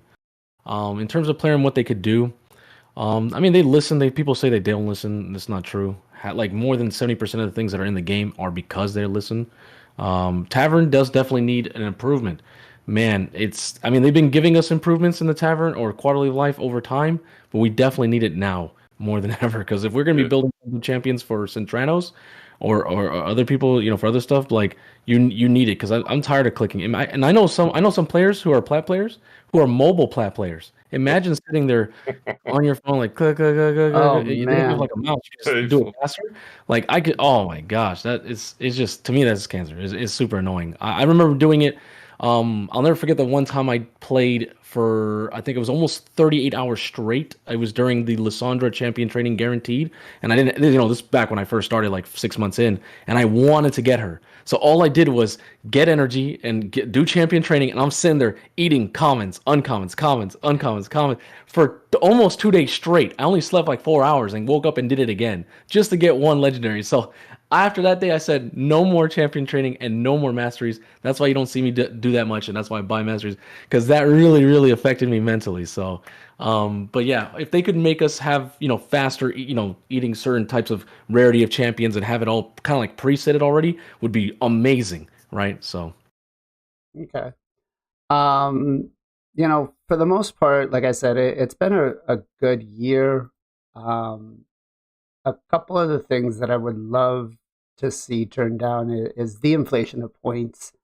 Again, that's being backed up by the monetization, and it's getting to be quite a bit. I'm not gonna lie. The point scaling on a lot of these events, especially Dungeon Divers, I feel is so high. And it's got to calm down. It's got to calm down. A lot of us remember BGE, who was really great at giving out advice on the fusions on how to get them done. And looking back at those point scales right there, it's a lot. It's a lot. So Plarium, you're doing things the right way. Just kind of maybe take it a step back on the points. Fusions should be obtainable for a lot of the player base. It shouldn't be gated behind shards and stuff like that. Like, we should be able to use them to progress our accounts, not to just kind of, make, just, yeah. Let's kind of make things in the right way in 2024. Just I get you have to make money. I hear you. Just make it a little more tolerable for us, right? Again, my biggest thing is always the fusions. I've always been a fan of being able to do the fusions, and promoting the fusions, because it's essentially could be a free legendary champion for you. And depending on how you do it, if you especially with Centranos, if you're gating yourself behind them, it's a problem. It's a problem, right? So just take a step back and give us a little bit of a break. All right. So we've had a lot of conversations this year. We've done a lot on the show. The show has grown from, I think originally when we started, we had like 5-6 viewers. Some days now we've got like 60-70 viewers between YouTube and Twitch. A lot of this is thanks to you guys, thanks to all the community that comes out and watches, thanks to Jay, Nacho, Ken, Gestal. So I want to do shout outs. Gestal, who are you going to shout out today? Oh man, let's shout out my man Mullet Reaver. My man Mullet Reaver, everybody knows him from the Clan Boss and Hydra King. He's over there streaming on Twitch. I think he does Sunday, Tuesday, Fridays. So go check out Mullet Reaver over there on the Twitch, man. He's also on YouTube. All right. Jay, what about you? My shout out this week is going to go to Biohack Rachel Legends. Thank you for the Blizzard. Thank you for doing Live Arena and sticking true. He also was the person who did the rares, only rare stage 25 of Shogun. That's pretty crazy as well. But yeah, shout out to Biohack Raid Shadow Legends. All right. So again, my shout out's gonna go to both of you guys, Nacho, Ken, along with Jarec, who recently just became content creator. Everybody that's come on the show. We've had Rugreasy on the show. We've had Battle on the show. We've had Pogo. a lot. Huh? Pogo. We've had Pogo on the show. I wouldn't be able to do this show, without you guys. So huge shout out to you guys. I appreciate you guys giving up your time every Sunday to be here. It means a lot to me. It's always a great conversation to have. It's always wonderful to have different points of views on what's going on, because not one point of view is always the right one, right? There's hundreds of different perspectives out there of the player base, and I feel like the mix of the creators that we have on this do justice to show multiple views of the community. So, and last but not least, hey, Plarium, shout out to you, because we would not be here. We would not be doing this show. We would not be playing this game. We would not be entertained without what you guys are doing. So if you guys didn't put the game out, we wouldn't be doing this, right? Jay, where can everybody find you? JR Star 3 on YouTube and Twitch, and pretty much all social medias like Instagram, Twitter, stuff like that. But that's mainly the places you'll see me stream or do videos. All right. Gestal, where can everybody find you, sir? Gestal Gaming on Twitch and YouTube, and the website is gestal.gg. All right. As for everybody, guys, we appreciate you all. I hope you guys all have a safe and wonderful 2024. Bring in the new year safely. Don't drink and drive. Enjoy yourselves. It's been a wonderful year. A lot of great memories, a lot of great stuff going on this year. Everybody over on YouTube, we appreciate you guys. We love you guys. Everybody on Twitch, we're going to go raid Bosco, who's also another raid content creator. And guys, as always, we have much love, much appreciation. Be safe, be well, be good to each other. We'll catch you guys next year.